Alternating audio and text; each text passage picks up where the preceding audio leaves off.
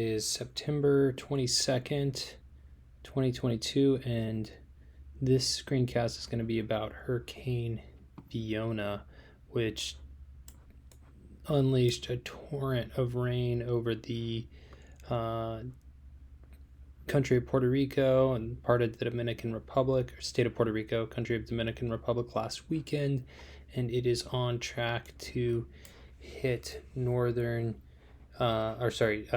Scotia in less than 72 hours.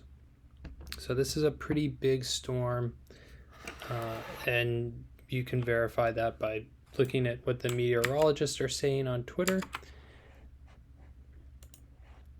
Every major news outlet is covering this. It's not something to be underestimated. Let's just say that there's going to be a lot of wind, and there will be a lot of rain. So that's what's coming. It's building over the ocean right now. We'll pop back into Google Earth, and I have this KML file loaded that I downloaded from the National Hurricane Center, and that's where we can see this layer here. We can also see this other storm here, which is still building.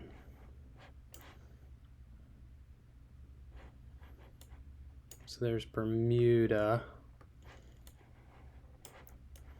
So looking at this track, we can see that here's Nova Scotia. This Cab Breton Island is looking like it's going to be in the direct hit area. Granted, this storm could go. This is just a probability track. It has the highest probability of going right here through the Gulf of St. Lawrence. It could go a little east. It could go a little west. That said, there is multi-model agreement against various different weather models that show that this storm is going to be very, very strong coming into this southern part of Canada.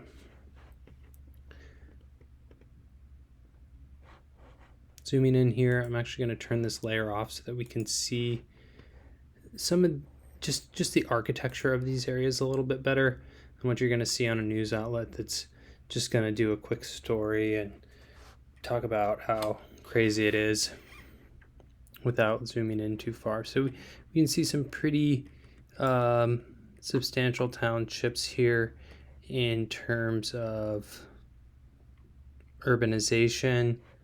This is a very big train area. Railroad grades are pretty flat. And then we can see some river systems here. Trans-Canada Highway, pipeline. So all these things are going to be facing a lot of wind and a lot of rain and storm surge as this storm comes through here. There's the Sutherlands River. And let's actually jump into another mapping application.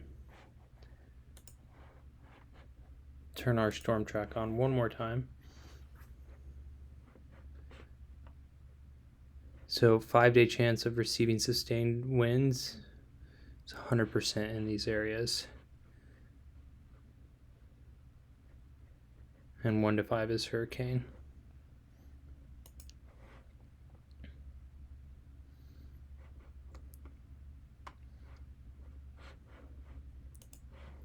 Let's see if we can turn that legend off. It's kind of annoying. All right.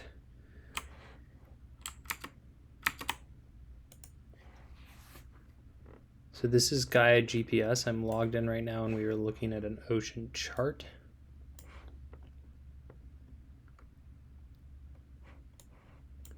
And right up here is where, actually, let me double check that.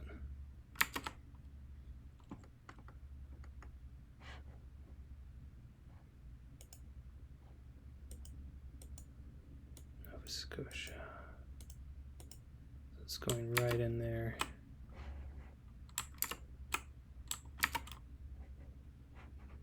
Wow. It's crazy. It's just like perfectly in line for this inlet here. Very remarkable style storm.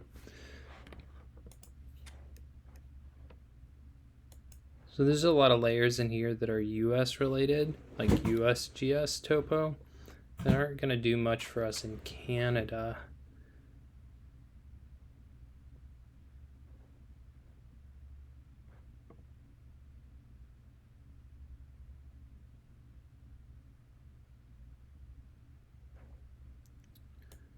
Let's try a slope angle layer and see if we can get, do we see any reaction on that? So these steeper slopes, you know, what a topography map can tell us is where water's going to flow, where things are going to drain. So these constrictions like this, you're going to see a lot more flooding coming off like these cliffs here. As a lot of rain falls down these steep drainages, the water will get constricted and flow down.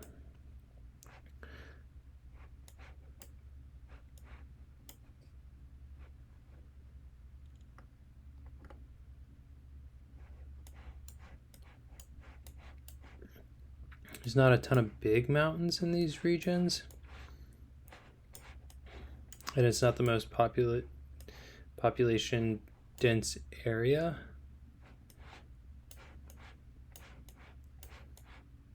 There's some good shading. But yeah, in these areas, you know, we can, when we're thinking about, okay, what impact will a lot of rain have on these communities? When a lot of rain happens over, you know, more steep areas or steep drainages, that's the water will funnel and flood. And so, like, depending on how high this bridge is off the ground, it could get washed out. Let's see if we can see a better view of it on Google Earth. So we'll copy and paste that into Google Earth Pro.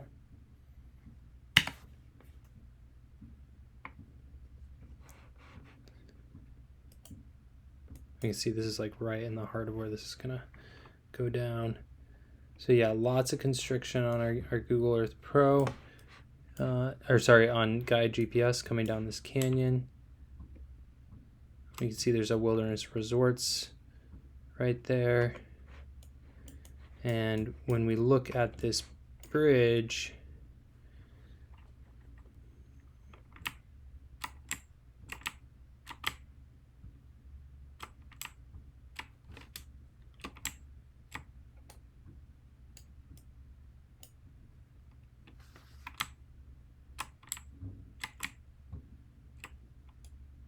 sorry, I'm struggling here. There we go. Trying to see the pier a little bit better that's supporting it so I can get an idea of how high up it is off the ground, because this is an area that's has a high probability of flooding. We'll measure this in feet real quick.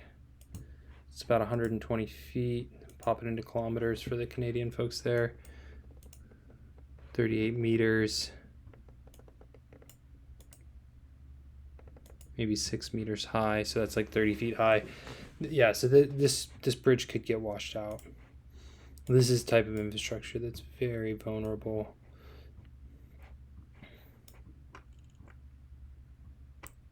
Areas like this could be pretty vulnerable to storm surge. They're very low lying. There's a bit of protection here, but you know, all the water from this drainage is going to be shooting out, hitting this wall. This seawall might flow over, but it's going to flood these low-lying areas. So folks in this area, you know, this is your chance to get out now. I would absolutely be evacuating outside of the storm region. If I lived in one of these areas, I would just get my family out. This whole North Shore, we can see a winter area is pretty much in the strike zone as well. This harbor authority, all this area is going to get hit real hard. So that's where the storm's going in terms of land, and on its way there, it's flying over the ocean. So we'll look at marine traffic. and we can see this big hole right here on the radar where the storm is right now. So, you know, basically all this marine traffic is they're driving boats around the storm for the most part. There's a tanker there that's like, ooh, who knows what they're doing. Same with that one, but for the most part, the shipping traffic's out of the way. Additionally, we can look at the National Data Buoy Center to see how high the seas are. Now, last week we actually saw some seas upwards of 50 feet off in the Bering Sea off the coast of Alaska. We're not seeing seas that big here yet. But on this November Delta Bravo Charlie.noaa.gov website, you can see the National Data Buoy Center data.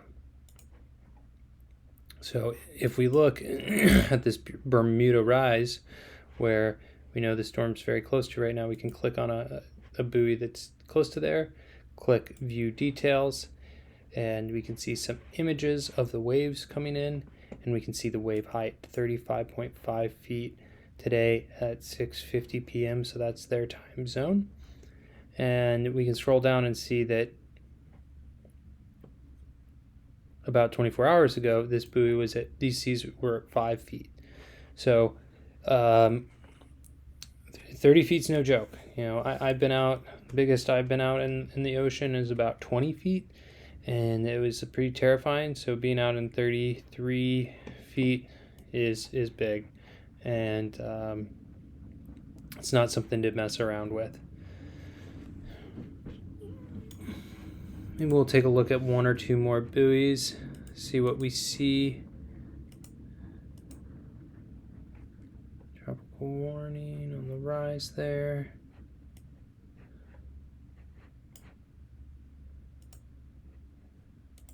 It's a little south of the storm now.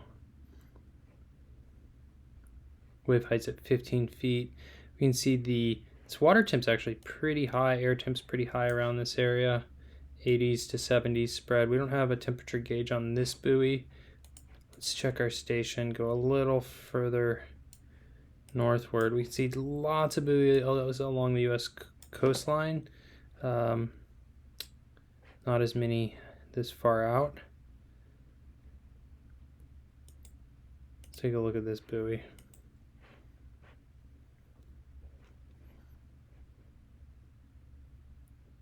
So you see wave height at 3.4 feet, 6-second interval. And then our water temperatures are in the upper 60s, lower 70s, same with air temperature. So we'll leave this buoy number 44,488 pulled up here and just kind of watch it over time. Should be pretty interesting to see how that changes as the storm makes landfall and travels through the ocean. In any case, that's all I have for you today.